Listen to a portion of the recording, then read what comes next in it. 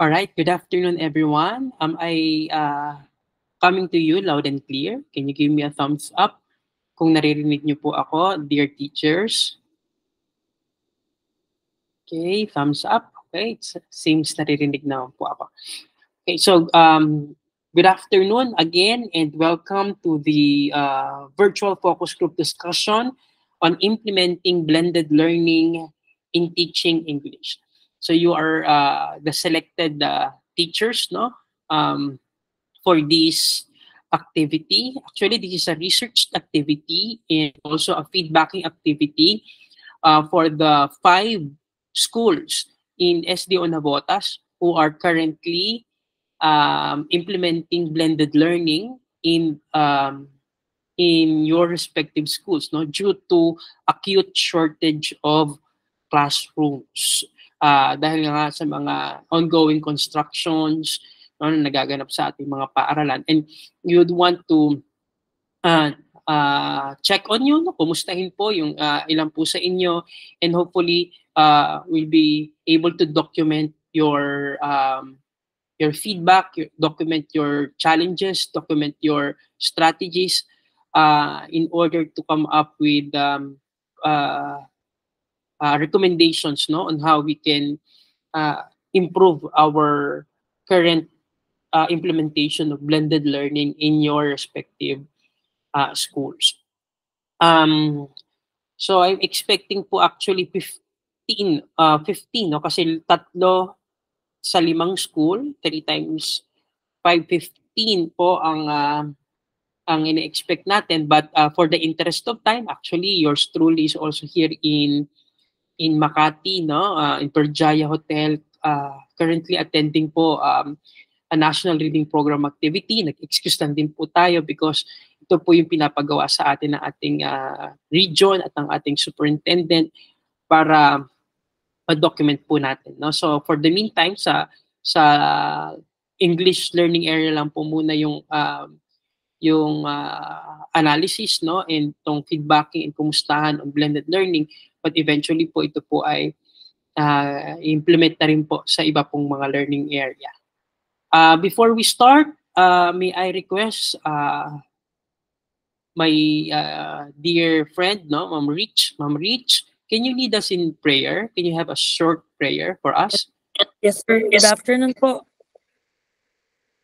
Let's Afternoon.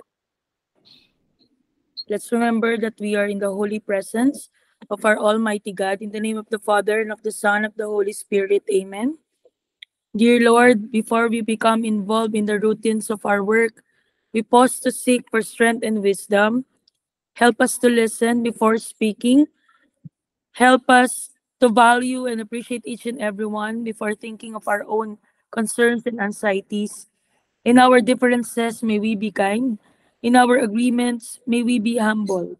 That those who learn of our work may see the fruits of the Spirit working among us. May your light enfold us. May your Spirit guide us. May your grace abound in us. In Jesus' name we pray. Amen. In the name of the Father, and of the Son, and of the Holy Spirit. Amen. Good afternoon po, everyone. Thank you very much, Ma'am Rich, no, for that wonderful prayer. Very empowering and enlightening. Okay. Wait lang ha.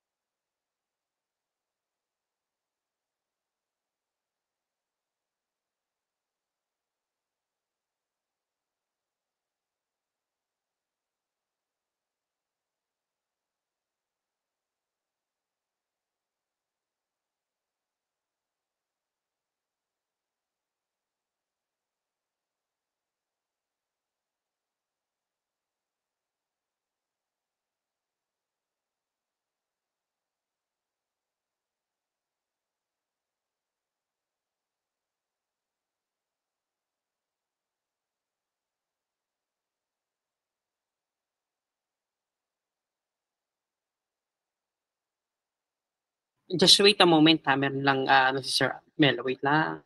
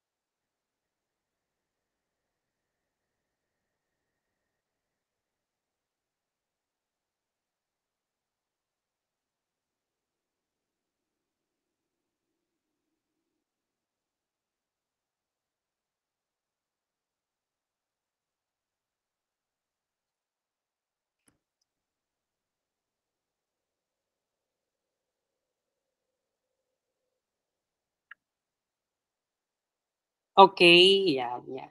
Wait lang ha, alam niyo naman ang sir ninyo, wait.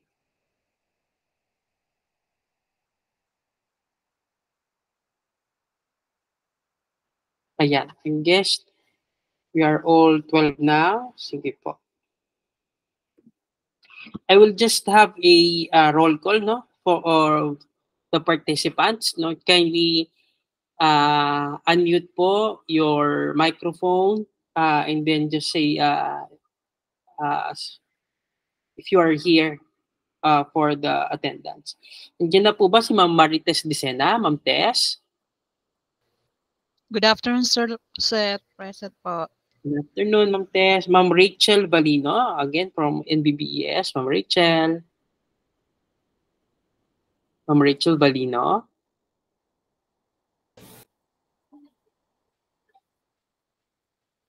Nandito si Ma'am Rachel pero hindi pa siya nakapag-unmute.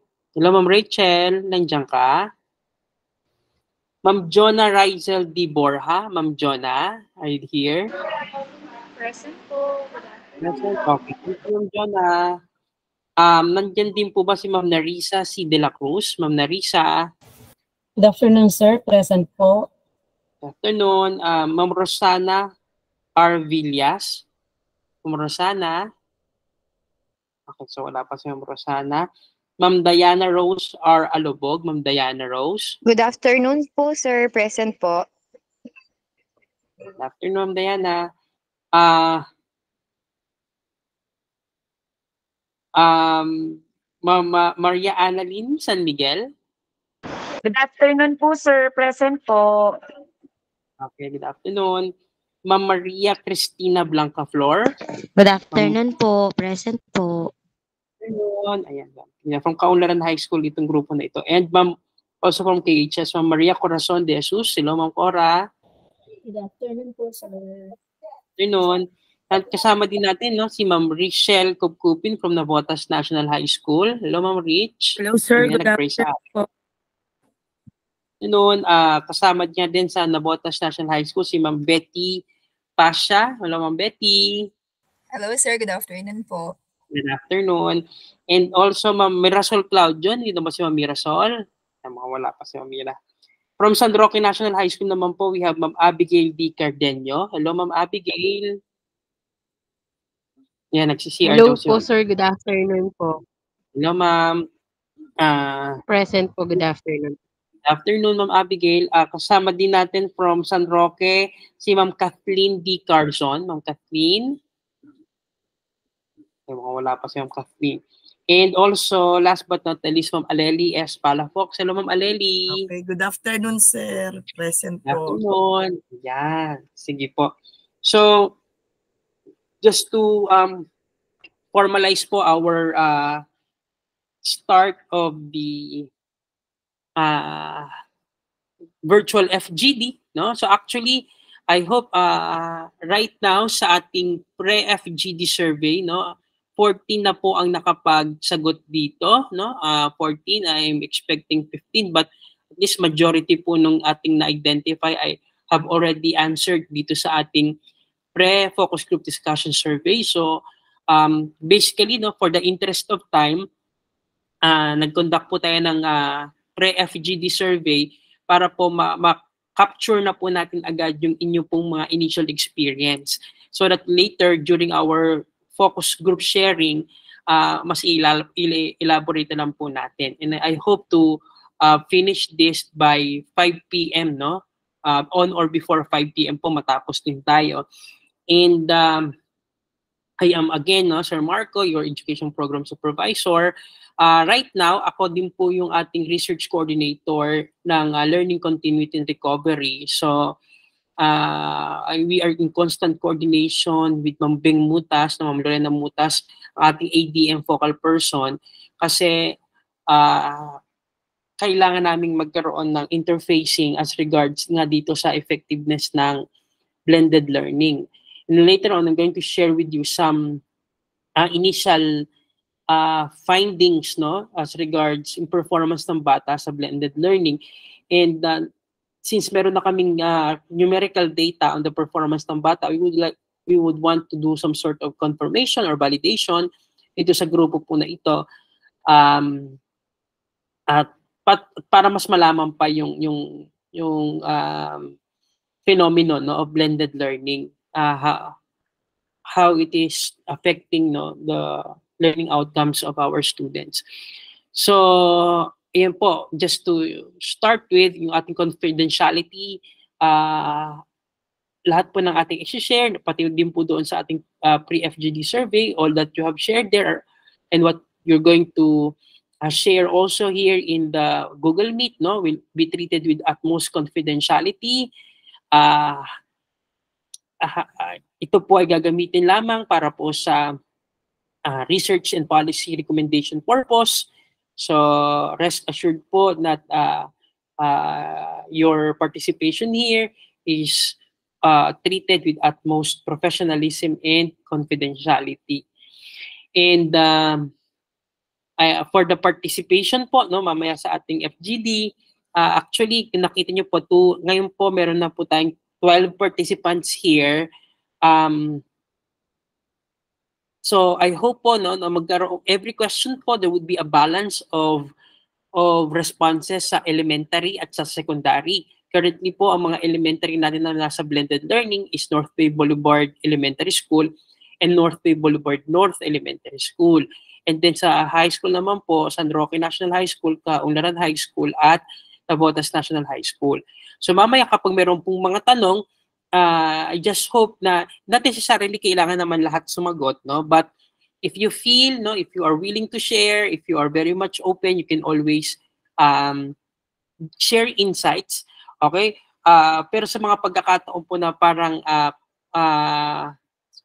most likely nagpa-process tayo ng sagot natin, and for the interest of time, at least one elementary and one high school po, no, yung sasagot doon po sa tanong. Anyways, na meron naman na po kayong mga sagot din doon sa pre-FGD survey. So we encourage open and honest feedback while respecting others' opinions. Iba-iba ang epekto ng blended learning sa elementary at sa secondary.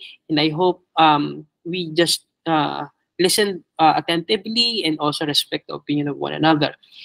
Again, kindly ensure po that inyong pong kayo po ay may continuous internet connection at ang inyong pong mga microphones ay hindi po nakamute, no, whenever you are contributing or sharing something. And then you can use the raise hand feature, no, for an orderly discussion. So just use the raise hand feature if you want to be recognized, no? And yours truly will guide the conversation using the prepared questions, but I will also allow for natural discussion. No, there's already guide questions, no, doon sa memo, but I will be asking siguro some follow-up questions, no, just to probe deeper on the on the phenomenon being studied. Ayan po. And all participants are encouraged to speak, no. All your voices are valued. I hope wag po kayong mahihiya. Kahit po Tagalog, no, or Filipino or Taglish, it's okay. As long as you are being able to really express po yung inyo pong ideas, no, sa loobin dito sa mga tanong natin sa distance learning. And then later on po, no, before we close, I'll be summarizing key points. And lahat po ng mga participant natin dito sa FGD na ito, I will be receiving certificate of, ano doon po yun sa memo, certificates of participation, no, for sharing your valuable time in this mini focus group discussion. Okay? Sige po, are we ready na? Can you give me a thumbs up kung if we are all psychologically ready na for our focus group discussion? Okay, thank you. Salamat po. Okay. Meron po bang tanong bago tayo magsimula? Do you have questions? You can unmute po if you have questions. Okay, sige po. Hearing none, let us start na po, no? Our focus group discussion. Now, I would want to go straight to one of the interesting findings doon sa aming analysis ng performance, no, test performance ng mga bata. Noong achievement test, by the end of school year 2022-2023, meron pong result tayo kasi nag-ano na po tayo doon nag-conduct na tayo doon ng Scantron, no, test, yung automatic na chine-check na po yung test machine na po ang nag-test, ang nag-check. And then itong first quarter, ginawa ulit natin yun after the first quarter exam, we use also the Scantron machine. And we find this interesting pattern sa performance ng mga learners. Nakita namin na sa elementary, yung mga schools na gumagamit ng blended learning, which is NBBES at NBBNES, yung mga schools sa elementary, na nagbe-blended learning, ay mas mataas ang average na performance kumpara doon sa mga school sa elementary na nagfe-face-to-face. So, pag tinignan yung kanilang average mean percentage score, yung lumalabas na mas mataas ang performance ng bata sa mga quarterly test, itong first quarter test at even nung achievement test nung last quarter ng school year 2022-2023, based doon sa result nung mga exams na na-check ng Scantron machine. So, yun yung unang trend na nakita namin. Akala ko nga sa achievement test lang. Pero even in the first quarter result, itong 2020-2024, mataas ang performance ng mga naka-blended learning na estudyante kumpara doon sa naka-face-to-face. Now, kabaliktaran naman po ang findings sa high school. Pag tinignan yung scores ng mga schools, yung kanilang achievement test noong first quarter, nung last quarter, at itong ating first quarter, nag-corroborate po, yung tatlong high school naman na nagbe-blended learning sa high school, mas mababa naman ang mean percentage scores ng mga bata. Okay, mas mababa ang performance ng mga bata sa quarterly exam at sa achievement test pagdating naman sa high school. Okay, so meron tayong dalawang interesting findings dito. Mataas ang blended learning sa elementary, pero yung mga schools naman na nagbe-blended learning sa high school ay mababa naman ang performance. Okay, so with that, given those findings nung ating test, can you share your thoughts? Why do you think in the elementary, na-surprise ba kayo sa findings na iyon? Are you surprised with the findings? Pangalawa is, what do you think are the factors? Bakit ganoon yung resulta? Dalawang test na ang ginamit, pero ganoon pa din ang trend sa elementary, mas mataas pa din sila, at ganoon naman din sa high school, mas mababa pa din yung performance or yung scores, mean percentage scores ng mga bata. Sige, simulan po natin sa elementary. Anyone who wish to share what are your opinion on this? First is, were you surprised with this trend? Second is, what do you think are the factors contributing to these findings or result? Sige yan, si Ma'am Tess. So regarding po sa yung last SY po, kasi hindi pa ako grade 6 noong time na yun. Nasa grade 2 po ako. Ibig sabihin po, last SY, mataas na rin po yung nakuha ng mga bata. Yes. And then the same thing ngayong SY. So consistent po ang sa elementary. Yes. So ayon sa elementary po, sa elementary po kasi meron pong mga ginagamit din na na mga intervention. So I think that's why nakatulong din siguro po 'yon. And talagang pina-follow up sa parents kasi nga po yung ibang parents ayaw nila ng ito po yung ilan lang naman po. Ayaw nila actually ng 2 araw lang na face to face. So kinakausap po talaga agad 'yun. And sa synchronous, pinapollow up din po yung mga bata na hindi nagsisynchronous. Kasi yun ang pinakahalagang meeting ng bata at teachers. And then sa face-to-face, sa amin po kasi 2 days lang, and then sa North, 3 days sila. So mas, kumbaga, mas lamang ang face-to-face ng North kesa sa amin. But then, ayun po, sa pagtutulungan siguro ng teachers at parents, so ayun po, para at least kahit papaano, makakope yung mga bata. Yes, no, Ma'am Tess, kasi nga ang NBBES, no, na ay currently ginagawa yung inyong building, and you are currently being housed sa NBBNES.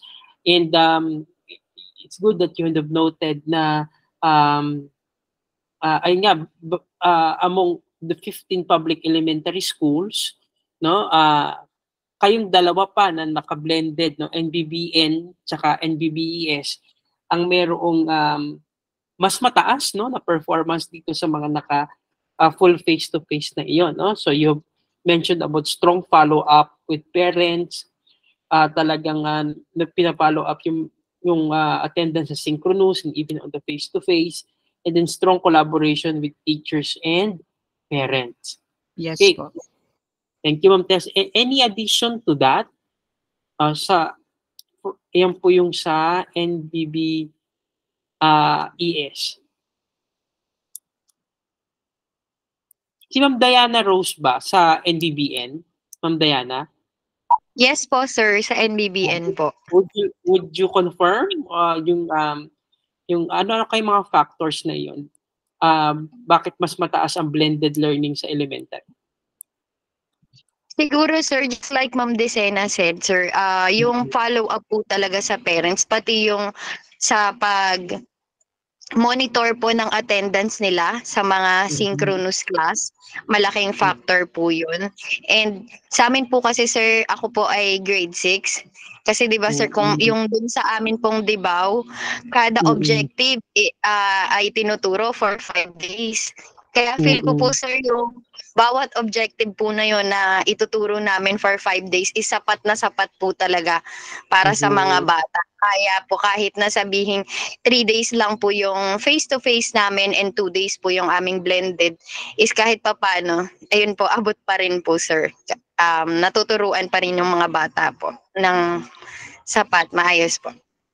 Okay, so Thank sa you, sir. NBBNES, 3 days ang F2F, 2 days ang online. Yes, Pero sir. itong 2 days na online na ito, synchronous ito, no? 2 days synchronous, or meron ding provision for asynchronous? Sir. Hindi po, sir. Bali, yung synchronous po namin ay isang araw lang. And then asynchronous po yung isa. Yes po. Okay, 1 synchronous, tapos 1 asynchronous. Okay. Sige. So you have confirmed, no, Ma'am Diana Rose, na follow-up tsaka yung pagtuturo ng competency. Okay. Anyone who wish to also add more other factors kaya that could have influence itong mataas na performance ng learners besides dito sa parent collaboration? Ma'am Narisa, okay. Sir, may I add? So, Yes, ma'am. I'm speaking for myself po, sir. Sa akin po na hindi po sa lahat ng mga kasamahan ko. Ito po kasi yung ginagawa ko since ako yung may handle ng 5 English. Sa 7 sections, 5 po yung hawak ko. So, before yung kami nag-start ng school, nag-meet kami sa parents nagkaroon po kami ng parang orientation sa parents. So, lahat po nung English subject na hawak ko, pumasok po ako dun sa meeting nila. And nakipag-usap po ako dun sa mga parents. At sinabi ko po sa kanila na since 3 days lang kami nagpa-face-to-face, kailangan po namin yung tulong nyo. Na yung 2 days man lang, kung ano man yung mga activities na pinagagawa namin, whether it's asynchronous or synchronous, you have to help. Kailangan yung tulungan yung mga anak nyo.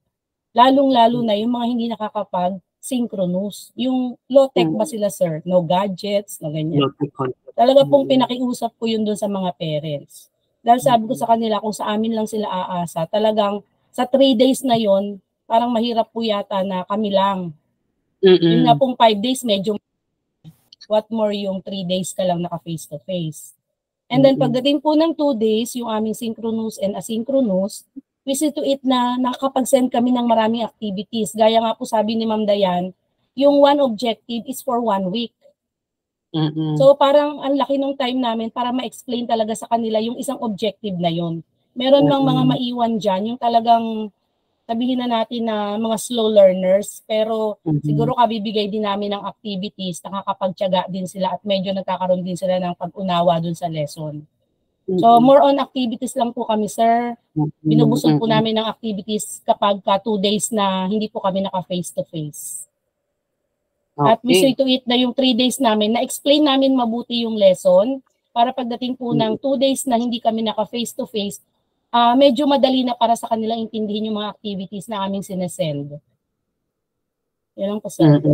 Okay, thank you, Ma'am Narisa. No, mukhang lumalabas dito yung theme ng a very clear communication. No, clear communication, close communication with the parent, and then also clear expectations, no, as regards doon sa mga activities na pinapagawa sa mga learners. No, you've mentioned and confirm na one competency is being taught, no, rigorously in 5 days in face-to-face and in synchronous and asynchronous, at malinaw yung expectations, no, sa mga magulang at sa mga bata. Okay, meron pa po bang gustong idagdag, Ma'am Borja, Jonah, would you like to add? Or okay na yan, Ma'am Jonah? Si Ma'am Jonah ay sa NBBES. Ma'am Rachel, would you like to also add? Ma'am Rachel? Yes po, sir. Good afternoon po. Good afternoon. Go ahead, Ma'am Rachel. Any additional doon sa you think factors that influence itong result, no, ng mas mataas na scores ng mga bata sa mga school, no, na nagbe-blended learning sa elementary as compared sa face-to-face? Go ahead, ma'am. Yun nga po sa sinabi po ni Ma'am Desena, since blended po kami, kumbaga para kaming BDO, sir, finding ways. We find ways para ma-reach yung mga learners, para pag hindi sila naka-online, may module kami, may activity sheet kami. Pag hindi talaga kayang mag-online ng bata, may follow-up session po kami. Kumbaga may mga, ano po kami, mga interventions po na ginagawa para dun yung mga bata, kahit na ginagawa pa yung school, dito pinapapunta na lang namin sila by schedule para ma-follow up po sila. Talagang triple po yung effort kasi nga po natatakot din po kami mabawasan yung mga learners. Ayan po yung siguro nag-push sa amin kasi nga ayaw namin mabawasan ng teachers, ganyan. So talagang triple po yung effort ng lahat ng teachers. So lahat naman po, either face-to-face or blended, talagang para ma-reach po yung mga bata. Okay, so dito naman sa sagot ni Ma'am Rachel, lumalabas yung passion, no, at saka dedication. At saka meron ding motivation na ayaw nilang mabawasan yung bata dahil kapag nabawasan ng bata, mabawasan din yung teacher. Okay, sige, Ma'am Rachel. Thank you. Okay, so yun po yung response ng ating elementary. Sa atin naman pong high school, any thoughts, no? Actually, hindi pa naman siya conclusive, no? Hindi pa naman siya conclusion na ang blended learning ay effective lang sa elementary at hindi effective sa high school kasi we are still trying to investigate, no? Bakit ganito yung mga nagiging trend, no? Sa mga kasama naman natin sa high school, no, Kaunlaran, Botas High School, tsaka sa San Roque National High School. Ano kaya yung factors that could have led to this consistent result, no, na medyo mas mababa ang average rate performance score ng mga bata naman sa high school? Go ahead, Ma'am Rich. Ayan, sir. Good afternoon po ulit to everyone. Kasi sir, di ba, it's given that we have less contact time with the students. In Navotas National High School's case, we only have 3 meetings, actually 3 days, tapos 2 meetings lang po talaga na F to F. No, kapag Okay, 2 po, meetings to F, tapos 3 days 3 po days. yung schedule nila, sir. Yung Wednesday po kasi, ano yun eh, tigkalahati sila. Kumbaga, cluster A and B ng morning, cluster A, tapos uuwi ang cluster A ng 9:10 a.m., papasok ang cluster B ng 9:10. Imagine niyo po yung cut nung yung mga yung scheduling ng ng contact time with the students, very very limited po. And one factor kaya po siguro ganun mababa dahil unlike elementary,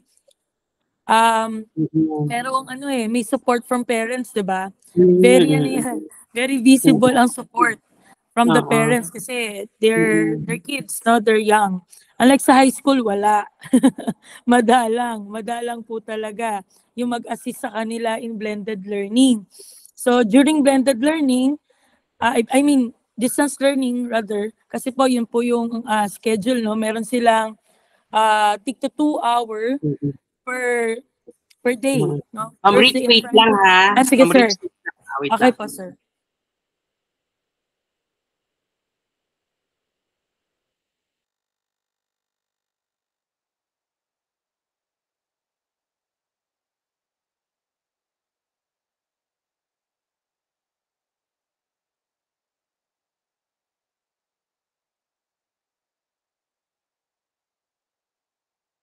Okay, go ahead, Ma'am Rich. No? So, unang factor is much less contact time, no, Ma'am Rich? Tama? Yes po, sir. Less contact time. Tapos, yun nga, sir, to continue, unlike elementary, no, some parents can assist the students. Unlike in high school, no, mahirap na po yan kasi they're independent learners. Ang nangyayari po kasi during the distance learning, in Navotas National High School po, we use Facebook group. Yun po ang aming learning management system na ginagamit. Wherein we post the activities, we post videos, activities, lahat-lahat po, no? Exams, kung magpapa-exam si teacher, pero madalang naman po ang exam namin sa distance learning. Yung 2 hours lang po, yun lang po ang aming allotted time for each subject. So, ang nangyayari, sir, yung mga high school, hindi sila consistent in doing the activities in distance learning. Di ba po? Kasi wala naman nagmamonitor. No? Although, we teachers, we see to it that we monitor them kapag pinagpapasa namin sila ng output during the 2 hours. Pero not all students can do that. Hindi po lahat. So, ganun po. Kaya yun po ang reason. Kaya siguro mababa po sila sa mga exam because of the less contact time and no assurance that they're really studying the lesson during distance learning. So, yung since ang expectation nga sa high school is independent learner na. Yes, and sir. hindi naman din ma-monitor, no? Hindi ma-monitor 100% yung mga bata if they are doing really their task, no? Yung assurance na Sir, iyon. we can monitor. Actually, we have different tools naman to monitor. Nandiyan po yung pinapapasa namin agad. Yung activity, they take a picture of the activity. I mean, the answered activities. Kaso, sir, not all nagsasubmit. Hindi po kuha talaga yung 100%. Ang magiging reason nila, syempre, sasabihin sa'yo, ma'am, wala kaming internet, wala kaming data. But they are considered in the profiling na may cellphone at may data. Pwede po yung reason out talaga ni learner yun eh. So, yun. Although, nakapag-profile naman po kami, sir. Okay, so may profiling. Tapos, yun naman po talaga, modular yung iba. Binibigyan sila ng task according to their context. Yes, sir. Kaso nga lang, meron pa rin sila mga excuses. Yes, sir. Meron.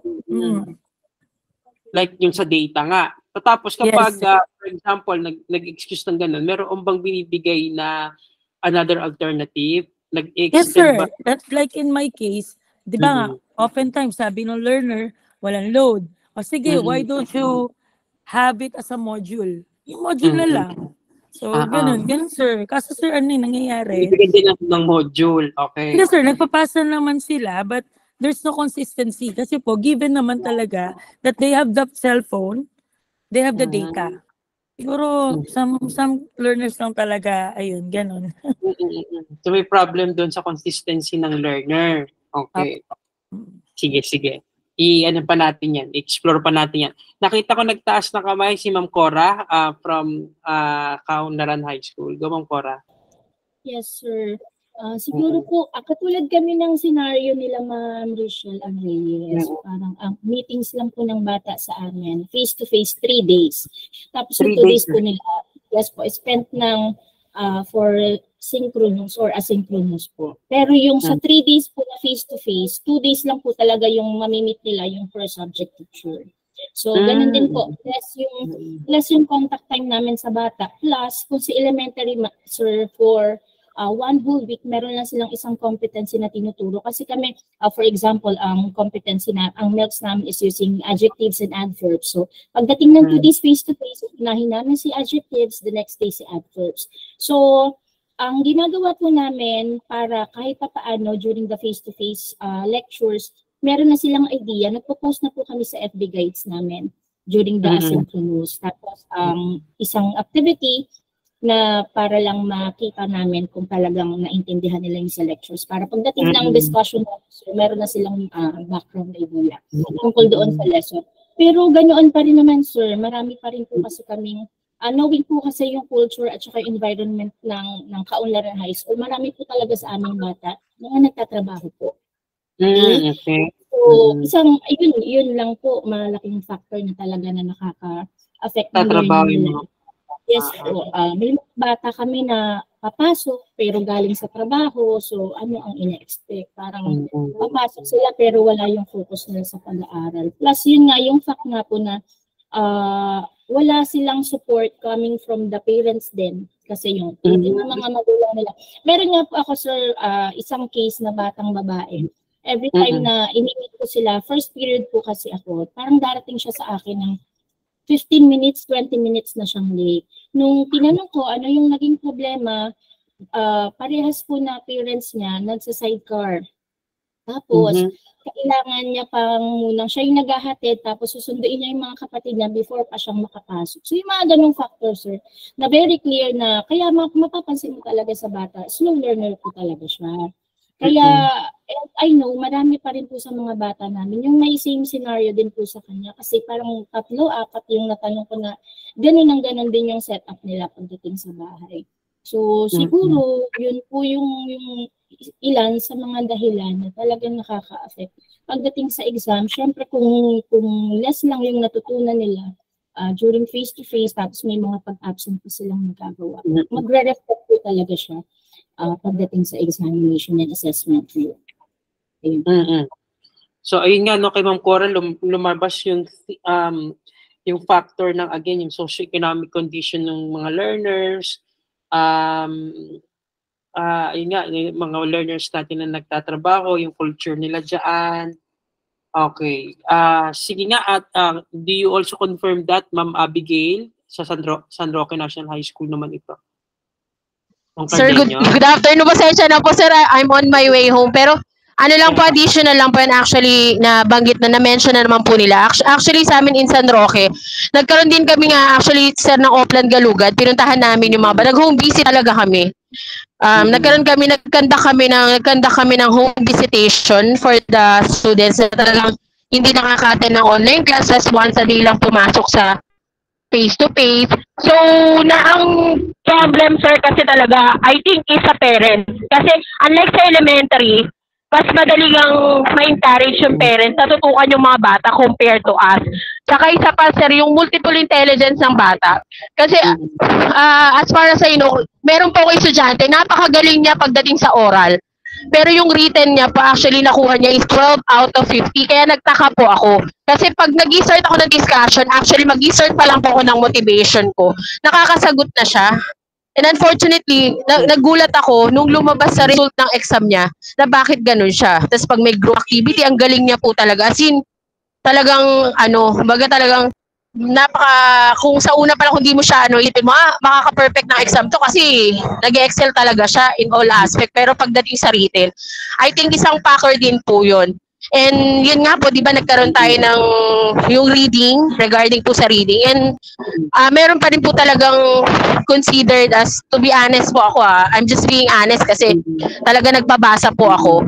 So meron pa rin po talagang non-readers. So as in sounds, hirap na hirap siya, letter, actually, iba po meron tayong scale doon. So isa yun sa na-notice ko. And actually, lahat naman po talaga ng teacher nag-e-effort pagdating doon. And I think, yung effort natin, nag-triple pa, nagdodoble pa. Pero kailangan pa rin talaga po ng help ng parents talaga. I think, yun yung isang bagay na makakatulong. Kasi na nag-home visit po kami, sabi ng bata, ayoko nang pumasok. Ang sabi po na nanay, ayaw niya na daw pumasok, mami.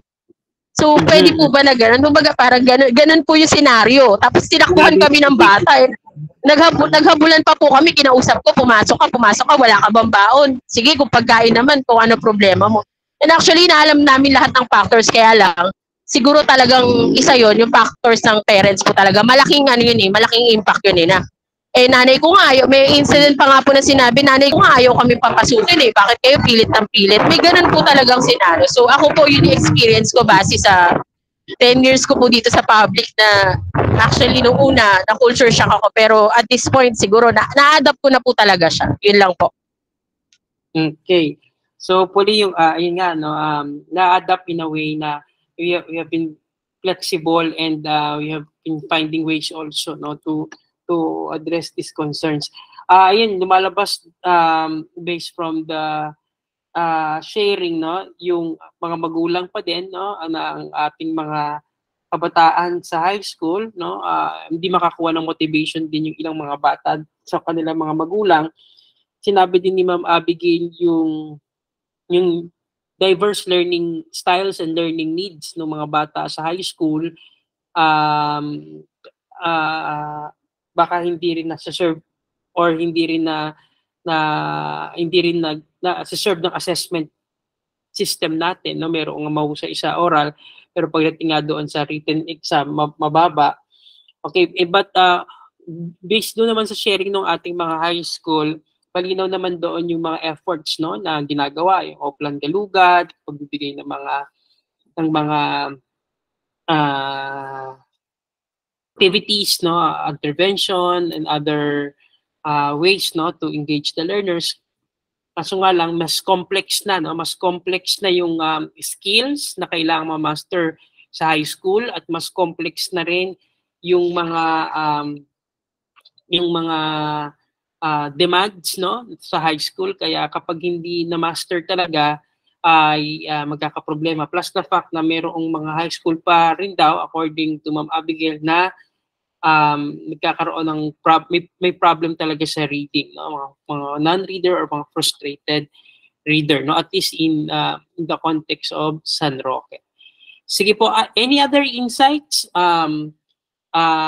What could be other factors na nagko-contribute dito sa mas mababang performance ng mga learners sa blended learning natin sa high school, besides doon sa very less limited contact time, and then parental involvement, parental motivation, parental support is inadequate, hindi enough, and then learner diversity, tsaka socio-economic condition. Ano pa po kaya yung ating mga naobserbahan dyan sa atin, sa mga konteksto natin? Ma'am Aleli. Sige po, Ma'am Aleli. Sir, yung sa tingin ko po, gawa nga nung nag-pandemic, di ba sir? Nagdalawang taon, elementary sila. Pagbalik nila third year high school na. So nagkaroon ng gap sa curriculum nila na hindi nila na-master from other years. Kaya pagdating nila agad dito sa third year or second year na pagpasok, hirap na sila maka-cope up sa mga curriculum na hindi nila na-catch up before. So we can still attribute itong learning learning losses, no, nung pandemic. Opo, sir. Hirap na sila makahabol, sir, pag kahit anong tiyagain mo, pag sabi mo mag-remedial, hindi naman sila babalik na kasi nga marami na silang, para bang hirap na sila. Iba nga sabi nga ni Ma'am Abby, talagang hindi nakakabasa. O basa ka na, mag-remedial, ma'am, may trabaho na po ako, may ganito na po. Marami na excuses po yung mga bata sa high school. May nabuntis na, may nag-asawa na, may ganito. Yung iba naman, willing silang mag-aral. Sige, may suporta ng magulang. Kaya lang po, dahil nga nahihiya na sila, hindi sila makasunod sa mga kapwa nilang kaklase na ahead na marunong na mabilis na magbasa, nakakaunawa na. Pero majority talaga, sir, honestly speaking, kulang sa comprehension po yung mga bata. So, low confidence yung ating mga learners dyan, at least sa context nyo dyan, no, sa San Roque National High School, nahihiya na silang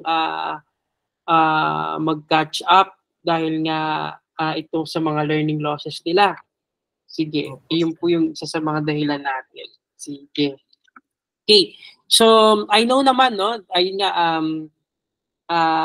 despite this condition, no, actually, yun nga po, we are harvesting your inputs. We are open-mindedly accepting, no, itong mga realities na to on the ground dahil yun nga, no, kapag di naman natin na-accept, wala naman tayong magagawang solusyon, no?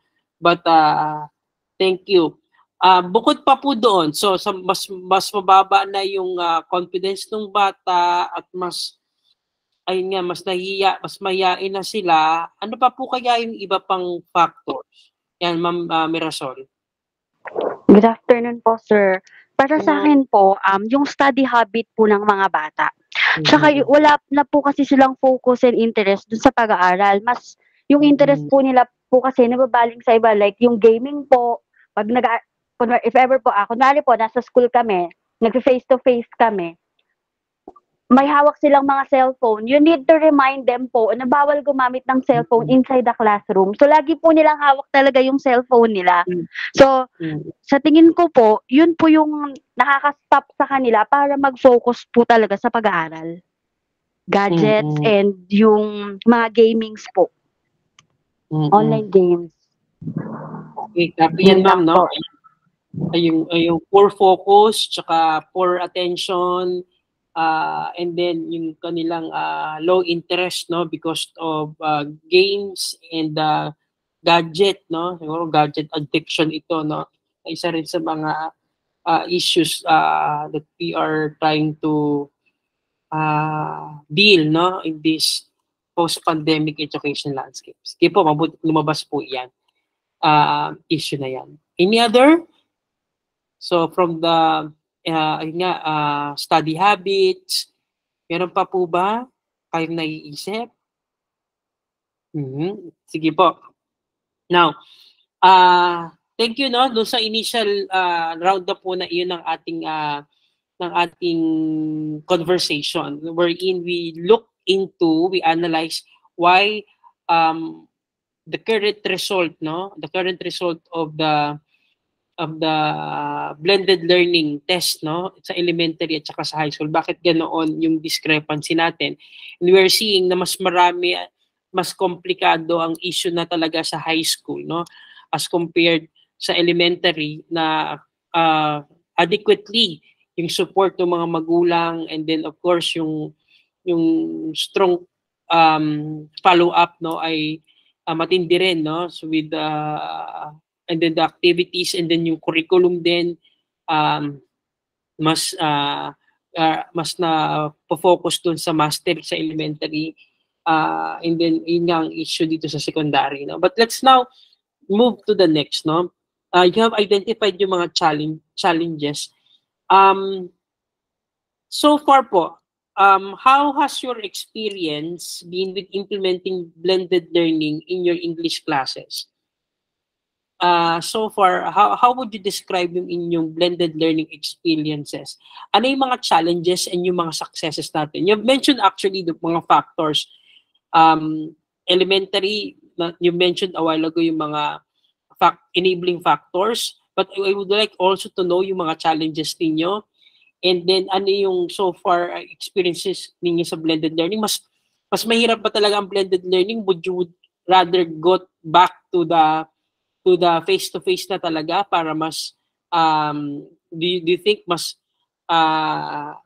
maganda ang magiging kalalabasan talaga kapag face-to-face, no? Both sa elementary and sa high school. So, simulan naman natin ngayon sa high school. Ma'am Blanca Flor. Sige, Ma'am Tina Blanca Flor. So far, how is your experience with blended learning? And then, ano yung mga challenges and mga successes that you have encountered so far? Opo, sir. Hello po, good afternoon. So, first po muna dun sa success po. Maganda po yung blended learning given na yung mga bata po ay well-oriented plus meron po sila ng gadgets. Kasi for example po, na-implement ko lang po talaga usually yung, na-maximize ko po yung online classes doon sa mga bata na very participative po sila. And yung mga activity na nagagawa namin online is talagang napafacilitate sa online classes unlike kapag face-to-face kasi yun yung nagiging problem them. Halimbawa kahit na gusto naming gawing more onto ICT, hindi naman po magawa ng face-to-face kasi yung iba, hindi naman po nagde-data during face-to-face. Kaya yung mga activity na for online, talaga nagagawa ko po kapag naka-online classes. Tapos, parang mas na, hindi lang po basta pag-check lang po ng social media yung natututunan nila. Lalo na po kasi ngayon quarter 2, may ilan na po kaming ICT integrated na MELCs, yung mga navigating ng website, ano yung search engine. So, nagagawan ko po ng mas magandang activity na magagamit nila even after the class. Yun po yung kagandahan nitong naka-online kami. And at the same time, madali po sa akin i-check. Halimbawa, nung last quarter, nagpahanap ako sa kanila ng movie or iba't ibang viewing material. Tapos i-identify po nila yung genre. Then, isa-isa ko pong titignan kasi kailangan po nila magbigay ng mga brief na what is the movie about? Isa po yun sa tanong ko.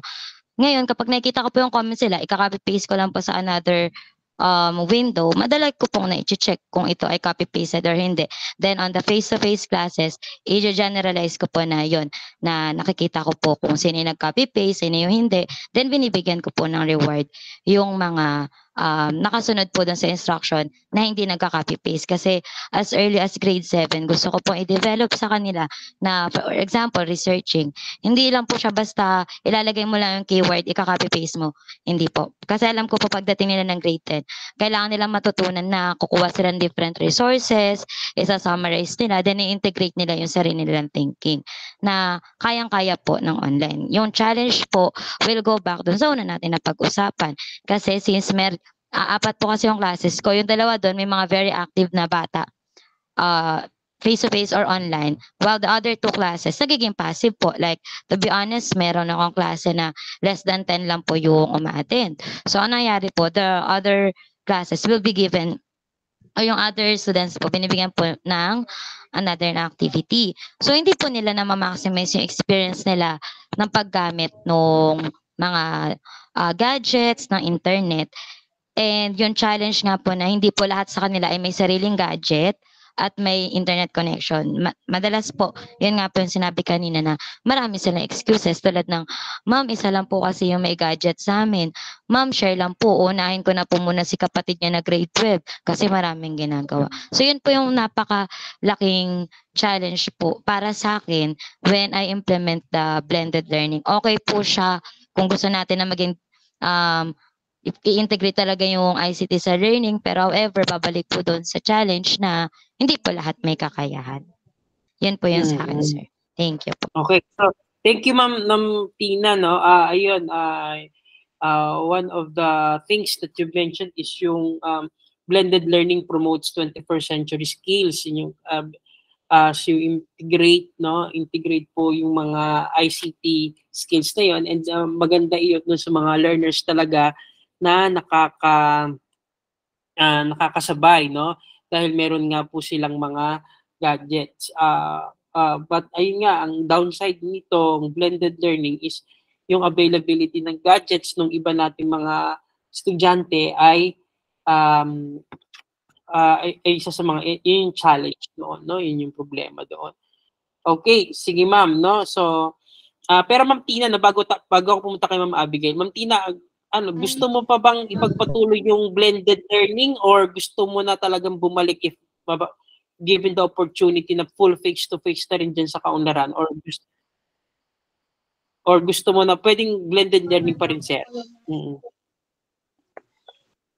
Akin, sir, Ma'am Tina, ikaw? base po sa experience namin ngayon and sa plead na rin po ng mga magulang, mas gusto po nila yung face-to-face. Pero kung yun nga po, kasi prior po dito na experience ko magturo sa tertiary na, as in, lang po talaga online class kami. Kung lahat po ay well-oriented at talagang nakafocus yung mindset nila na kahit online is, alam nila na part po ito ng learning, mag-work po sana yung blended. Kaso po, yun po yung mga challenges. Okay, so technically, dyan sa Kaunlaran, mas gusto na ng parents ng face-to-face. Pero ang opinion mo ay kung yung mga bata natin dyan has reached that level of maturity na makita yung benefits ng blended, mas maganda sana kung na-maximize dyan, no? Okay. Yes po, sir. Okay, thank you Ma'am Tina. Ma'am Abigail, kanina, Ma'am Abigail Cardenio, nakauwi ka na ba? Okay po. Hindi pa po sir, pero okay lang. Ano po sir, sa akin yung success naman ng online class, siguro dahil yung mga bata, na sila, masyado na silang exposed sa gadgets. So, medyo minimal na lang ituturo mo sa kanila how to operate their gadgets. Kaya lang nga, yun nga, siguro sa sobrang galing na rin nila, especially may mga times na mas magaling pa silang gumamit. Yung mga Adobe, actually, pag nagpapa-group activity ako, makikita mo sa mga bata they can use the different kinds of ng mga website, mga search engine na ginagamit nila na hindi ka familiar pero sila familiar sila, especially in gaming. So, may mga games din silang ginagamit pagka, may present sila through their presentation. So, yun yung sa akin yung success ng Kaya lang, unfortunately, sa akin, as grade 7, kasi wala po akong hawak na higher section, puro lower. Pero, I'm glad naman na kahit ganun siya, na kukuha ko naman yung attention nila. And at the same time po, sir, yung problem naman nga na na-occur, syempre through basics, alam natin internet. Pero actually, hindi naman totally yun yung nagiging problema talaga. Ang problem talaga, I think, sa mga bata talaga and yung cooperation ng parents. Kasi why? Ko yan, sir, na parang may pang-online game sila pero wala silang pang-online class. That is the reality na talagang nakikita mo sa bata. And at the same time, nagbabayad nila ng piso net. And pag minsan nag-home visit kami, nakikita mo yung mga bata nasa computer shop. Tawagin mo yung anak mo nasa computer shop. Tawagin mo yung kuya mo nasa computer shop. So how come na i-justify nila na wala silang internet, wala silang gadgets? Pero I think yun yung nakikita ko kung And then ako personally, gusto ko po face-to-face. I notice po kasi, just because the students are more exposed sa mga computer nga sa mga ganyan, sir. Alam nyo bang bumalik po ako sa traditional way, which is Manila paper. And nung ginawa ko siya, to be honest, as a teacher, parang mas i-focus, mas marami yung nag-focus. Parang, kasi lahat ng teacher ngayon gumagamit ng TV, ng mga ICT, alam natin yan. So, nung ginawa ko siya through face-to-face, and actually, naging naman siya, very engaging and then very motivating sa student. Ako po that is my personal experience. Hindi ko po, wala po ako, I'm not here to brag na yung mga gumagamit yung magaling and I salute you sa mga magagaling magawa ng PowerPoint, gano'n. Gumagamit ako niyan, gumagamit ako ng TV, ng po. Pero nakita ko po yung nila sa nung nag-Manila paper po ako, na-observe ko po yun, sir, to be honest, na parang, ang galing, no? Parang, kasi siguro dahil saray na sila na na ang teacher pagpasok, USB dala, laptop dala. So, ako trinay ko na Manila paper yung dala. As in, Manila paper, handwritten mo. So, then, pinagawa ko sila through Manila paper, through group activity. And actually, na-enjoy naman po. Ako yun po, sa akin po, personal, that's my personal experience. Okay, Ma'am Abigail, na yun yung iyong experience. You mentioned yung values ng ating mga kabataan. Ayun nga, bakit meron pang piso net pero walang pang online class. So, meron yung question ng values. Ano yung mas binavalue nila? At tsaka napansin mo din na personally you would want to go back to the face-to-face Kaso nga lang, mukhang nakita mo, based on your experience, yung mga traditional po. pagbalik doon sa traditional visual aids kasi mukhang dahil nga sanay na yung mga bata doon sa PowerPoint, sa TV, mas na-engage sila ngayon doon sa mga traditional visual aids. So that's an interesting finding, no? Sige, Ma'am Abigail. Next, kay Ma'am Betty naman muna. Sige, Ma'am Betty. Ano ang iyong opinion dyan sa blended learning? Would you like to continue that? Ano yung mga challenges? Ano yung mga successes natin?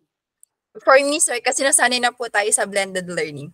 Maganda naman po yung effect ng blended learning. For example po, sa amin as a teachers, mas nabibigyan po kami ng time na mag-prepare for the next lesson. Tsaka mas may time po para mag-check. Before po kasi naisip ko siya na parang dahil blended learning, nagkakaroon ng inadequate feedbacking sa bata. Yung mga outputs po nila. Pero dahil po, nasanay na nga po tayo, nakapaglaan na po kami ng time. So, nasa-check po talaga lang personally yung output ng bata. At the same time, nabibigyan po namin sila ng feedback. Hindi lang po through written, pati po sa messenger. So, mas madali na po magbigay ng feedback sa bata ngayon. And then sa bata naman po, sa part ng bata po kasi napansin ko po, pag higher section po, gumagawa po talaga eh. Kapag po nag-post po kami sa Facebook group, naglalagay po kasi ako doon ng comment, done once you are finished. So papansin nyo po, pag higher section, meron po talaga done, dahil nasunod-sunod po yan. Pero sa lower sections po, parang mga 10 na bata na yung gagawa. So pag nag-face-to-face po kami, dito check po namin yung ginawa po nila. Para alam po nila, talagang chine-check namin yung activity during distance learning. Ang nangyayari po, wala po, halos kalahati lang po yung gumawa. So, ang ginagawa ko po, bibigay po ako ng mga 15 minutes. Sige, gawin nyo yung binigay ko sa distance learning. So, nauubos po minsan yung time namin dapat para dun sa face-to-face. So, ang problem po talaga is pag lower section, hindi po sila talaga ganun ka-active. Unlike po dun sa mga, like for example, kasi hawak ko po yung mga special section na yung Mandarin, ganun. Lahat po ng bata kasi uma-attend. Pag lower po kasi, hindi po ganun ka-eager yung bata na uma-attend ng distance learning. Pero doon po kasi noon sa nag-profiling po kami, sa grade 7 po, kung konti na naman po talaga ang bata na walang gadgets and internet. So ang problem po talaga is ayaw po nilang umattend. Okay. So, thank you, Ma'am, Ma'am Betty, no? Good input from Ma'am Betty. Wait lang, sagutin ko lang itong aking wait.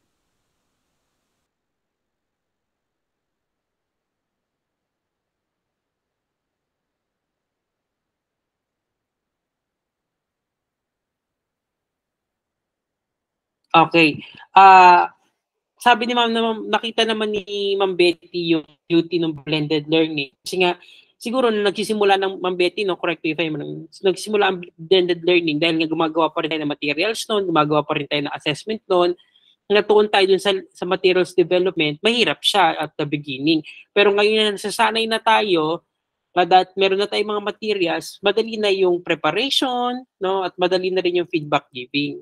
Tama, Ma'am Betty, no? Yes. Kasi nga nasanay na nga tayo doon. And then, depende lang din siguro talaga sa bata. Kasi nga sabi mo, pag dun sa mga higher section, mataas yung motivation nila, at mataas yung kanilang ownership ng learning, yun yung naobserbahan natin. Pero dun sa mga bata na merong kailangang iayos sa study habits nila, yun yung doon nagkakaroon ng issue yung blended learning. Yes po. Okay, thank you, Ma'am Betty. Okay, sa elementary naman, ano yung mga challenges ninyo sa elementary?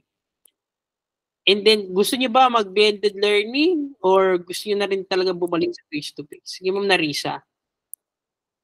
Sir, sa amin naman, siyempre, kung tatanungin kami, gusto na talaga namin mag-face-to-face na 5 days. Kaso nga, we don't have a choice. Kailangan namin accommodate yung isang school na under construction pa yung kanilang building. So yung problema namin, parang the same sa high school, yung values towards education. Kasi lagi ding nire-reason ng mga bata, do may gadget sila, ma'am, wala kaming load, wala kaming ganyan, wala po kaming pambili ng load. Pero pag nalaman mo naman, makikita mo naman post ng kung ano-ano sa Facebook. Ibig sabihin po, nagagamit nila yung meron load yung kanilang mga gadget.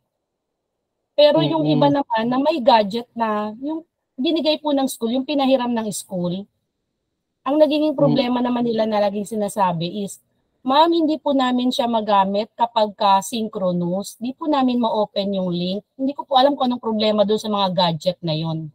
Doon sa mga nabigyan po, sa mga eskwela ko. Hindi ko po alam doon sa ibang teachers kung yun din ang problema nila doon sa mga naka-receive ng gadget. Na hindi daw po yata nilang kayang magamit sa, parang hindi ko po alam dahil hindi naman ako maano sa technology, hindi ko alam ang reason ba't di nila magamit. Once na mag-send kami ng link, di po nila na-open doon. So, isang problema nila yon. Pero sabi ko nga, pinakamalaking factor talaga yung values. Gaya nga nung sabi ni ma'am na high school teacher, laging may dahilan, walang load, laging dahilan walang cellphone. Pero makita mo, katakot-takot ang post sa Facebook. Tapos yun nga, mababalitaan mo sa kaklase, nasa PisoNet. Ibig sabihin po, meron silang resources para makabit ng load. Sir, maganda po talaga yung blended learning. Effective naman yan kung talagang lahat ng bata ay magpa-participate kapag nagsisynchronous. Gagawa po ng paraan yung parent. Ano na ba yung konting parang, gaya nga namin sir, hindi naman sila pumapasok ng 2 days. Lagi namin sinasabi sa parents, instead na bigyan nyo ng baon, yung baon ipang-load ninyo. Para maka-join sila sa mga synchronous lesson. So sabi nga, para kaming Metrobank, we find ways. Kapag wala talaga, hindi talaga maka-join sa synchronous, andyan ang messenger. Kung kailangan screenshot namin yung mga activities at isend namin doon kung yun lang yung madali nilang ma-access. Ginagawa ko po yun. Hindi ko lang alam sa ibang teachers. I'm always talking sa sarili ko, sir, hindi sa iba ko pang mga kasama. Ayan po, values po talaga towards education. Yung challenges. Thank you, sir. Thank you, Ma'am Narisa. No? Iyon yung tumatak dun sa response mo ngayon, yung values of learners towards education. Pakita mo yung priority ng bata, no? Pagdating nga sa blended learning. Pag education, walang pan-load, pero kapag pang-post sa social media, meron. So, yun nga yung makakalungkot doon. Ma'am Tess Dicena, okay, would you like to add? Sir, add na lang po. So, regarding naman po sa sa advantage ng blended, so syempre naging techie yung mga teachers. And of course, sa mga kids din, naging techie po, unlike dati na hindi talaga tayo naka-experience ng nag-online or synchronous, asynchronous, or asynchronous. Ngayon, para sa challenges naman, syempre sa amin din po, yung gadget kasi na pinahiram ay hindi ganoon kukumpara po natin sa personal nating gadget na medyo pricey. Kasi po yung mga gadget na sinasabi nila na low quality po, ganoon, yung mga sinasabi, madali pong masira, ganun, at hindi po makakonect, yon yung mga mga sinasabi ng mga gadgets ng LGU, Ma'am Dicena? Yes po, yung And then, so ang ginagawa na lang, yun talagang gadget ng parent minsan ang ginagamit. And totoo po yung sinasabi niya na mas maraming nag-online sa section 1 kasi nga mga aspiring yan na gusto nila matataas ang grade nila. Unlike sa ibang section, so kumpara sa mga nag-online, mas marami ang nag-asynchronous lang, hindi uma-attend ng synchronous. Kaya kapag face-to-face kami, parang balik talaga kami sa sa day 1 namin na ginawa para makahabol sila. So ganun po yung yung experience ko dito sa grade 6. And then dahil ayaw naming kumonte yung enrollment kasi nga po yung iba naming mga bata siguro ilang section na rin yung nawala kung isusuma total. Ay nangapit bahay po kasi ang dahilan ng mga parents ay mas gusto nila yung 5 days na face-to-face. Kasi parang hindi nila nakikita yung yung mga advantages na less sa baon, less sa pamasahe. Hindi nila nakikita yon. Ang nakikita nila is may trabaho sila, kailangan nilang pumasok, walang mag-a-attend sa kanilang mga anak. So mas okay sa kanila na i-send na muna sa school. Parang ganun po yung sa usapan namin minsan lumalabas. And then, Ayan, so gusto ko po F2F din talaga actually. Kaya lang, dahil nga po wala pa kaming sariling building, so wala po kaming choice sa ngayon na mag face-to-face ng 5 araw. Kaya po ang ginagawa namin, ini-encourage namin ang mga nanay na maging patient, konting na lang po panahon. Ayan. Ina-update po namin sila kung ano na yung kalagayan ng building namin. So, nung medyo tumaas na yung building namin, tuwan-tuwa kami kasi parang napapabilis yung paggawa. So, sila rin ganon. And then, sabi po namin, yung mga loyal po sa school, bigyan natin ng certificate. Parang yung ganon pa kami sinabi na motivation sa kanila. And then, advantage pa rin para sa online, ayan, natuto silang reflect yung mga bata kasi may activity ako na, sa English po ito, may pa-reflection ako, ayan, isa sa mga task ko, daily. So, mag-reflect sila and then may guide questions ako. Ito, hindi nila nagagawa, I think, sa face-to-face kasi nga, dahil nandun naman si teacher, na hindi nila kailangang magnilay ng kung ano-ano man. And then, yung noting details nila, para sa notebook nila, at least, nasasanay sila ng pag-note dahil kung hindi, wala silang re-reviewin. Dahil minsan po, 2 module ang ginagamit ko eh. Minsan yun sa atin, minsan yun sa NCR. So sabi ko, gamitin ang natutunang skills sa noting details. Ayan. Pero yun nga po, nakakalungkot kasi sa ibang section, pag tiningnan mo ang notebook nila, kakaunti yung laman. Ayun. So unlike pag face-to-face, marami silang nailalaman and mas guided kasi pag face-to-face. Sa bahay kasi, syempre, hindi natin masasabi kung ano ang senaryo nila doon. Mas alam natin kapag kasama natin sila. Ayun po. So I think, go pa rin ako sa blended. Dahil makakatulong po ito. Halimbawa, kung may mga problems na hindi tayo pwedeng pumunta sa school, ayan, pwede pa rin natin itong magamit. Kahit na face-to-face na tayo ng 5 araw. So yun po, sir. Thank you po. Wow, okay. Thank you, ma'am. Tessa, for those valuable input. Very balanced. Kasi, ayun nga, go pa rin sa blended kasi nga may mga occasion or may mga circumstances na hindi talaga maiiwasan na kailangan ng that education must continue whatever the circumstances. No, may disaster, mataas ang high tide, no, merong anumang kaganapan, pwede pa rin si blended.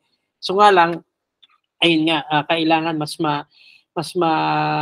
turuan natin yung mga learners natin, mas ma-orient natin sila ng iba't ibang mga pamamaraan, no, to make sense of their experiences dyan sa blended na yan. Sabi mo nga, natuto yung mga bata ng reflection, mag-note-taking, yung mga 21st century skills na yan. Thank you, Ma'am Tess. Ito naman po yung next kong tanong pa. No? This is a very important question. Gusto ko lang ma-clarify din dito. What kind of training or support have you already received in your school? And then, ano yung additional pa na gusto ninyong makuha or makapacitate kayo as regards blended learning? Dahil for the meantime, no, given na yung mga in short term, like 1 year or 2 years, no, hindi pa naman magagawa yung mga what you call this, yung ating mga construction dyan, yung ating mga school facilities. Ano pa yung gusto ninyo sanang ma-receive na training or additional support that you feel is necessary for more effective implementation of blended learning in your respective schools?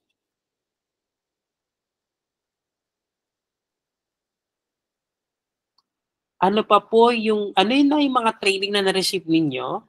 At ano pa yung kailangan ninyong suporta or training pa na feeling ninyo kailangan nyo pa, lalo given the fact na medyo matagal-tagal pa itong blended learning dahil hindi pa nga yari yung mga facilities natin dyan?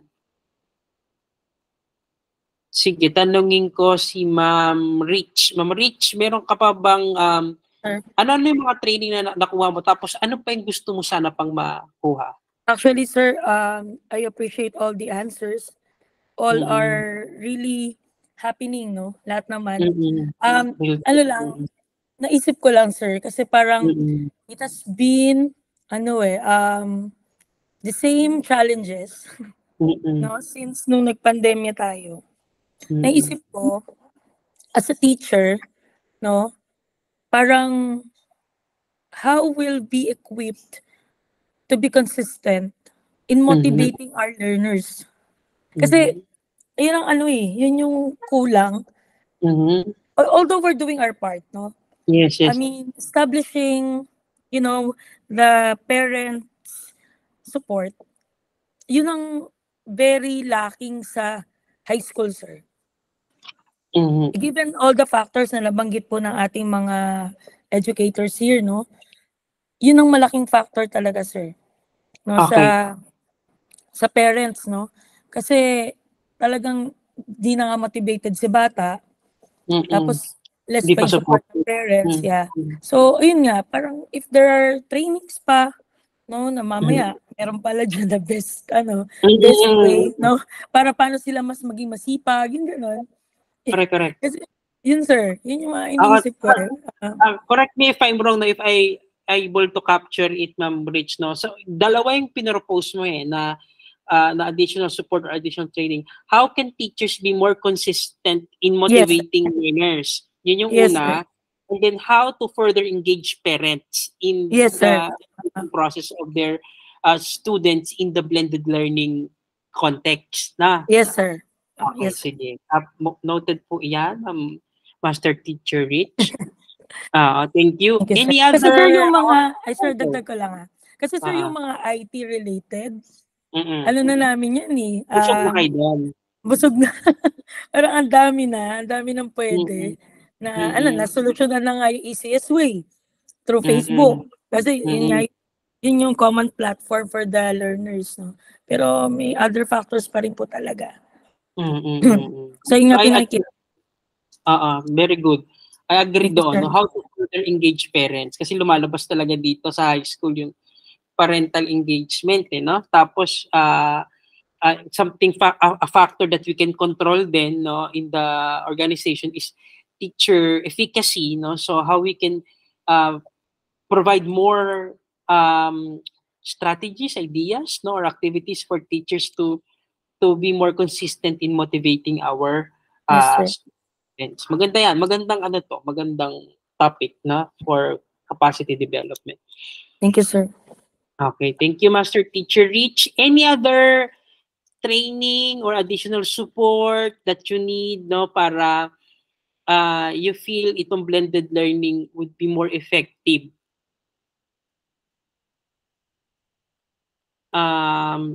Sige, Ma'am Blanca Flor.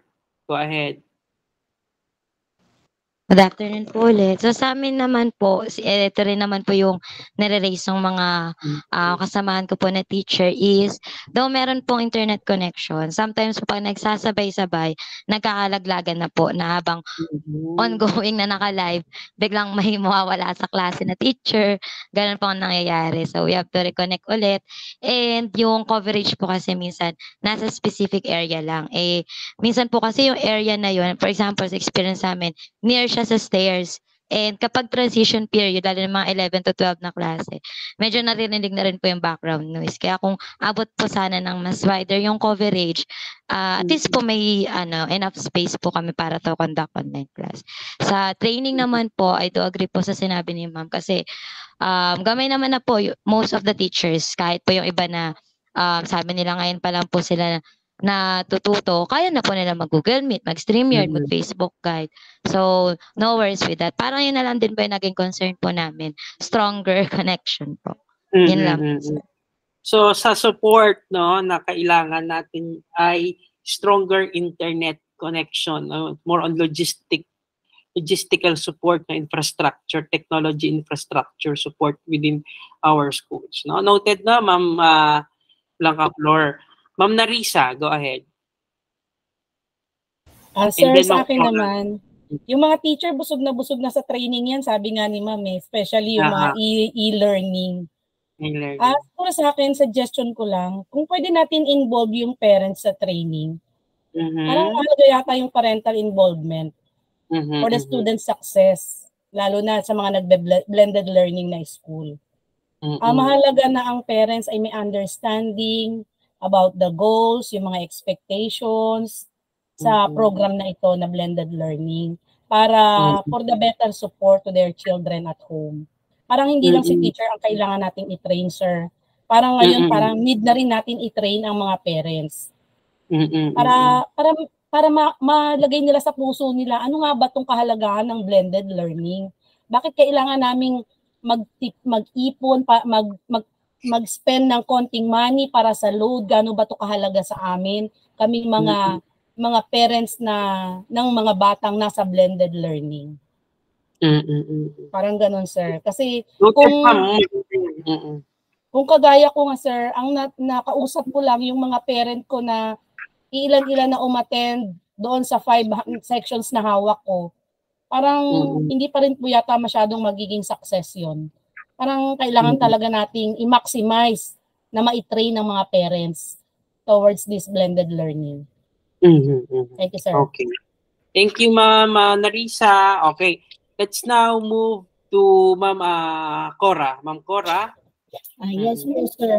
Tama po yung mga sinasabi po nila, sir, lalo na kay Ma'am. Dapat yung involvement ng parent and yung ma-educate po natin sila. Ano yung kahalagahan na nagagawa ng online learning, yung tulong na mabibigay po nun sa mga bata natin. And siguro po doon sa support, sa part po na teacher, okay na po kami yung sa internet connectivity na lang. Then siguro kasi kahit kami po mismo talaga dito sa office kapag may time din po na totally nawawala yung internet. Actually, sa mga heads po namin wala silang internet ngayon. So, hindi naman din po hawak, di ba? Kumbaga, talagang kapag nag-fluctuate, wala ka talagang magagawa. Siguro yung support na lang din po doon sa internet. Yung kanina nga po, may nag-report ka po na may problem yung sa internet namin doon sa DepEd. And knowing na ang plan na kinuha ng school is parang 12,000 per month yung binabayaran namin that internet alone. Pero very limited pa rin po talaga. Sa part naman po ng siguro mga bata, hindi po namin alam paano masusolusyonan yung magkaroon sila ng internet connectivity sa bahay. Tapos sir, yung mga gadgets na provide ni local government yung pandemic pa, marami sa amin yung bumalik ng sira na. Kaya nabawasan pa po yung mga gadgets na available namin at hand na functional na napapagamit sa mga bata.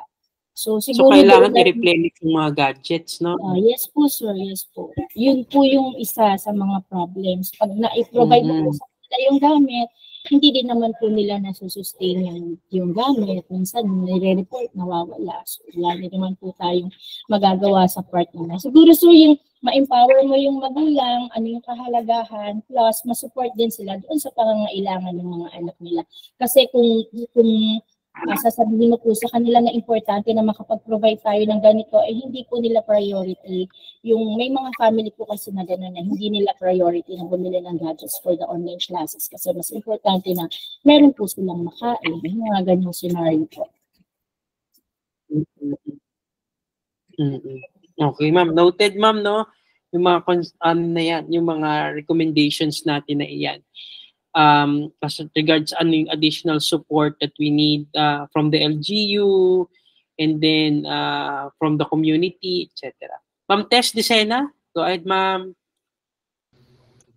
Additional po always, sir. So regarding training of parents, ayan, na-experience natin yan sa isang project ng DepEd at saka ng DSWD. So I think may edge yan para sa parents natin, sir. Kaya lang, I don't know kung ano ang pang-motivation natin kasi doon sa project na yon meron silang allowance. So ayan, medyo magiging problem yung motivation para umattend kasi nga po yung iba working po. So ang ginagawa is merong uma-attend para sa kanila. Kung hindi lola, ay tita yata yung ganun. So may substitute para sa kanila. Kaya lang, hindi po 100% ay makaka-attend talaga ang mga parents dito sa training na ito. But at least mabigyan sila ng ng guide or module para sa parang ganun po. Mabigyan natin sila ng yung naka-print na guide kung paano ang gagawin. And regarding internet naman po, copy ma'am, no? So, meron naman pong pin-provide na 'di ba? Meron pong pin-provide na ang LGU. Actually, hindi lang po kami nakaka-connect minsan kasi mahina din po minsan yung connection. So I think sa barangay naman, sana mag-provide din po sila kahit para sa mga bata na nasa bahay. Yung siguro yung sa area nila, suggestion lang po ito, sir, parang naglo-look forward na sana yung mga nagsasabing wala sila, ay wala na silang dahilan. Pag binigyan sila or meron silang internet from 6 a.m. to 7 p.m. Ayun po, doon sa kanilang local area. Ayun po, sir. Thank you po.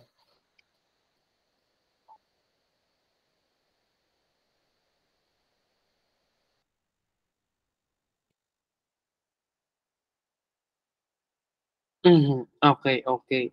Noted, ma'am, no, yung need for barangay support. Medyo medyo lang nagchat-choppy, pero siguro kapag binalikan ko yung recording, mas malinaw naman siguro yung conversation. But iyon, nakita ko yung continuous support, no, and then continuous training din sa mga parents and others. Okay, any other additional support that you think kailangan pa?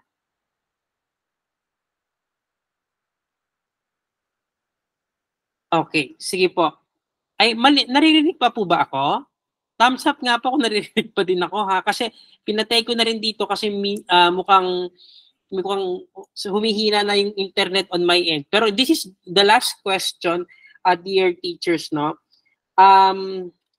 Ito, how have you adapted your teaching based on feedback from students or other stakeholders? Are there any situation kung saan, ayun nga po, there are feedback on how you, kung paano po gagawin yung blended learning in your classes, and then were you able to adapt those feedback, or how do you react to kapag may mga feedback from parents, feedback from learners, feedback from your co-teachers na about your teaching processes, no, in the blended learning? How have you adapted your teaching based on feedback from students or other stakeholders? Ano na yung so far mga improvements na ginawa ninyo that you can recall in the blended learning process? Meron na ba kayong mga na-discover na mga mga innovative teaching strategies? Can you share that nag-change yung iyong teaching or learning delivery or any other activities that you're providing because you have listened to the feedback of your teachers, of your co-teachers, your learners? If merong isang instance na merong learner nag-feedback, ma'am, ganito po, ganito, tapos bigla mong inadapt na lang yung para lang ma-accommodate sila. Can you just share me, no, if we've been like that? Do we have that kind of mindset that we adjust or adapt our teaching based on the feedback from our students, co-teachers, or parents? Meron bang situations na ganon? Na-experience kayo or wala? Kung talagang ano lang. Ayan, Ma'am Diana Rose. Ma'am Diana. Ayan, good afternoon po ulit, sir. So, isa po kasi sa feedback na madalas naming naririnig sa mga parents is yung dami ng activities po na pinapasa since, di ba, blended learning nga po, lahat ng subjects po yan. So, nagre-reklamo yung mga parents, minsan yung mga bata na nga din daw po na sobrang dami ng activity na pinagagawa sila sa kanila.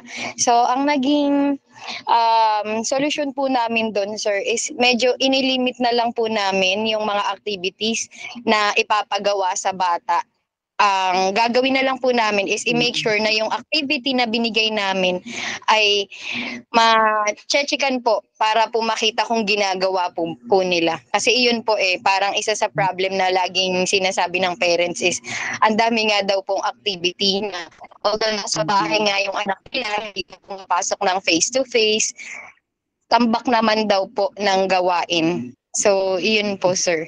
Parang nilimit po namin yung binibigay na activity po sa mga bata. Pwedeng 1 or 2 activities lang po, then ayun na po, okay na po yun. So, nilimit nyo ma'am yung activity ninyo, pero have you adopted yung ginagawa na natin before, yung integrative assessment, or talagang limited lang talaga?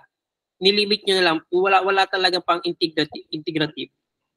Meron rin naman pong integrative assessment, sir. Yes, hanggang ngayon meron naman. Bali, iyon lang po kasi minsan kahit naman po may integrative assessment po talaga, sir. Hindi naman po siya every week ganun po yung ginagawa. May time po talaga na bawat subjects may pinapagawang activity. Kaya iyon na lang po. Bukod po integrative assessment, sir, limited na lang din po yung activities na ibinibigay namin. Okay. Thank you, Ma'am Diana. No? Tama yun. No? Yung legit na feedback yun yung about the number of tasks. Okay, and then, ayun nga, paggamit ng integrative or yung talagang deliberate and intentional na pag-limit ng mga task, no? Para hindi ma-overwhelm yung mga learners at home. Ma'am Tess Dicena and then Ma'am Narisa. Go ahead, Ma'am Tess. Yes, Sir Marco. Yung sa sa teaching strategies ko dati, yung unang sabak sa blended, syempre sinunod po namin yung mga pinapagawa, like ito nga pong IA. So may IA po kami. That time, nasa grade 2 ako, ang parent nagsasuggest, sabi nila, pwede po bang kontian na lang yung IA? So, ang ginawa ko po, iniba ko lang yung pangalan. Kasi parang nahirapan sila dun sa mga task na talagang pinapagawa natin, sir. So, iniba ko na lang din po yung pangalan and then binawasan din yung task para hindi masyadong mapagod o minsan wala na silang time na gawin pa or hindi na nagagawa nga minsan. And ang na-retain naman po dahil ever since dun sa simulation, meron na po akong pa-reflection. Sabi ng mga parent, sa grade 2 po ito. Kasi in-study ko rin po sa sa action research. Sabi nila, maganda po yung reflection activity kasi bukod po sa natuto silang magbasa and then gumanda pa yung sulat nila doon. So, kaya po yung reflection hanggang ngayon ginagamit ko po siya. Ayun po, sir. Okay. Thank you, ma'am. No? O, isa sa mga adaptation natin shared, no, as regards embedding reflection in the blended learning process. Ma'am Narisa, go ahead, Ma'am Narisa. Yes po, sir. Kagaya din po ng sabi ni Ma'am Diana, yun din yung mga feedback sa parents na wag masyadong madaming activity kasi mabuti na lang daw po sana na mag face-to-face kung masyadong madami kaming pinagagawang activity. So, nilesen po namin yun.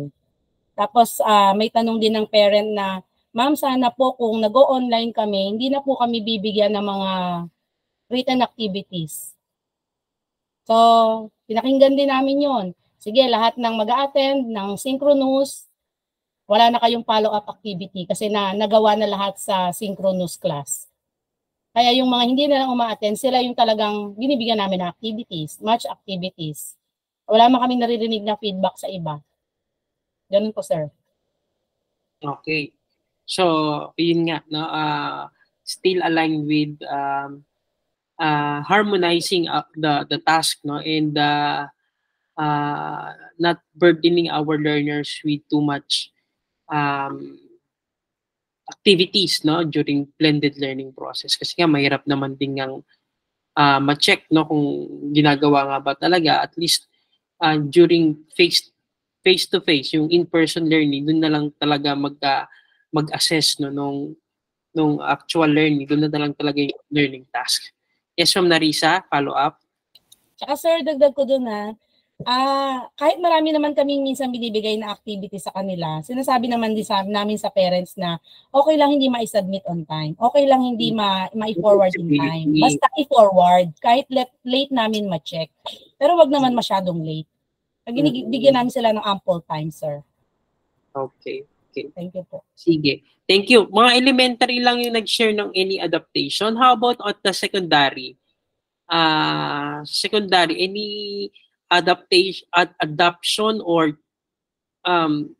yung change in your teaching that was caused by any feedback from learners or parents or co-teachers as regards blended learning? Were you able to implement such kind? Tignan natin kay sa NNHS. Ma'am Mira, have you experienced that?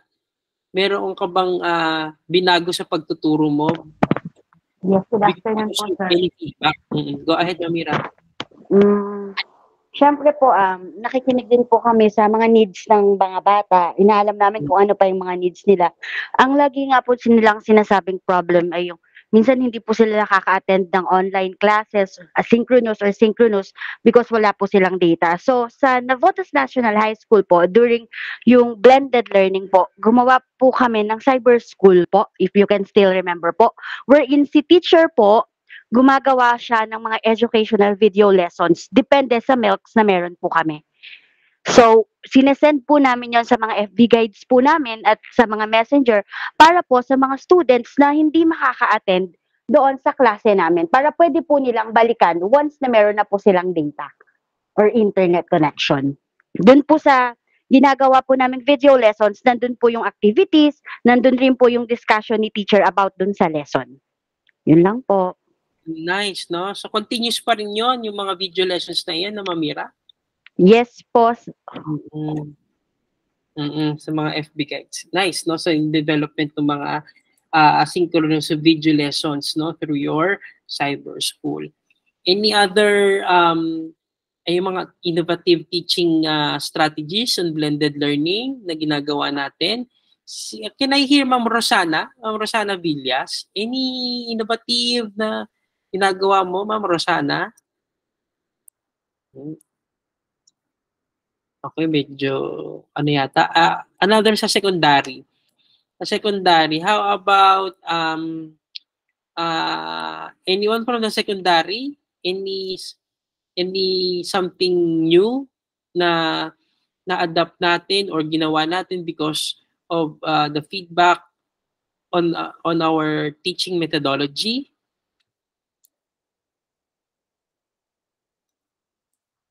Or for instance, si Ma'am Rich is now a master teacher. And were there a time na nagbigay ka ng feedback, Ma'am Rich, sa blended learning activity ng teacher and then tinanggap ba?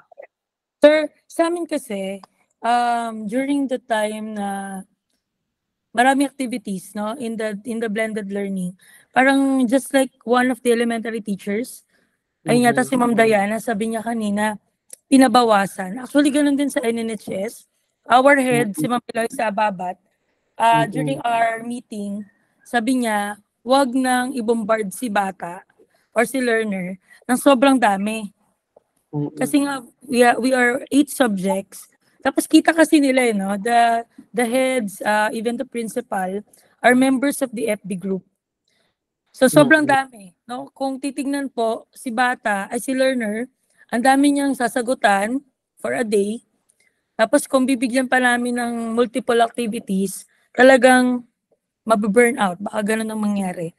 So yun po yung isa sa mga feedback na ginawa namin ng adjustment. No? Instead of madami, isa na lang. Yung afford ng bata na matapos within 2 hours. Yung achievable on their part. So yun naman sir, yun po yung nakita ko na feedback na nag-adjust kami and we follow that and naging effective naman. Unfortunately, sir, to be honest, yung IA, hindi na namin masyadong napapractice, no? Maybe because we are now in face-to-face, no? Siguro factor din yun, sir, no? Na ang nangyayari, we give activities dahil na nalilimit na din. Kapag naman nasa face-to-face, doon namin mina-maximize yung turo. No? Even the assessment. No? Hindi naman kami nagbibigay ng assessment, sir, sa blended. Kasi yung ano niya, di ba? Yung kanyang, what you call these results, no? Are not really valid.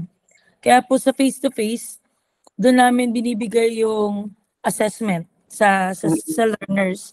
So, sir, yun lang po yung naisip ko na naging adjustment namin regarding the feedback.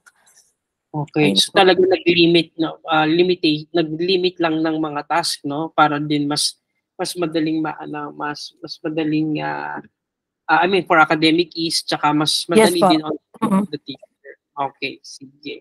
Hi sir, regarding pala sa sinabi ni Ma'am Claudio, ni Ma'am Mirato, the Cyber TB, no, we honor you for that kasi meron pa rin naman sa NNHS. Pero sir, unlike before, na sobrang dami, na-limit din. No, once lang, yung mga existing na videos namin, meron na, sir, dahil nga nagawa na natin na before. Yun na lang, sir. Piniplay din po namin yon, lalo na yung mga list mastered skill. Yun na lang po yung may video. Hindi na po siya may video per lesson.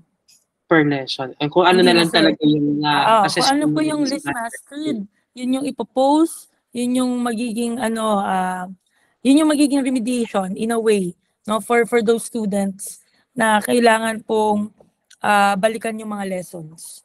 So yun po, sir. Okay, continue po. Thank you. Okay.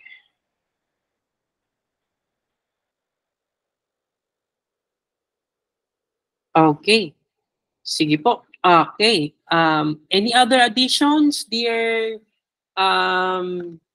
teachers? I hope ngayon po na nasa 15 tayo, meron talagang isa pang nawawala. But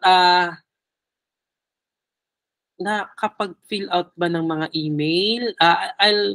Teka lang balikan ko lang itong natin. Pakipasuyo na lang po siguro, no, yung hindi pa nakapag ng email, doon po natin ipapadala yung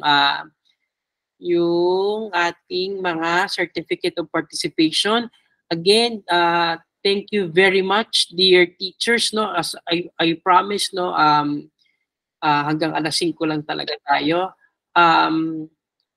I hope this activity has been also enlightening with you, no, na enjoy niyo din yung activity natin as we share, no, our common experiences, no, and then naramdaman ninyo na kung may mga challenges man, hindi kayo nag-iisa sa mga challenges na iyan, and we have been hearing your voices and we are trying to be objective and to be balance and to see, no, what else can be done, no, to ensure na we are continuously addressing itong mga issues na ito and improving, no, as teachers and as a whole division. So ayun po, thank you very much. I'll be sending po your certificate of participation, and also kapag naayos po yung ating itong report, no, you will also be credited, no, with this, no, bibigyan na lang din po kayo ng kopya, and your school heads siguro will also be notified, no, with any recommendations, no, that will be formulated dito sa ginagawa nating policy research, no, as regards how we can further implement effectively blended learning. So with that, sige po, can we have a photo opportunity? Picture po tayo, mga kasama. Can you open your cameras? Ayan, si Ma'am Mira, naka-open na. Ma'am Diana, Ma'am Rich, nasa bahay na din. Ma'am Rachel, Ma'am Aleli, Ma'am Abigail, nasa labas pa din. Ma'am Betty, okay. Sige po, at the count of 5, ayan si Ma'am Annalyn, 1, I'll count 1, 2, Maria, Ma'am Cora, ayan na. 1, 2, 3. Okay, another. Okay, one last picture, smile. 1, 2, 3. Thank you very much, guys. Maraming salamat, dear. Thank you po, Sir Marco. Yes, I'll be sharing your certificate. Thank you po. Thank you so much. Thank you so much for your participation. I'll be Thank you, sir. now.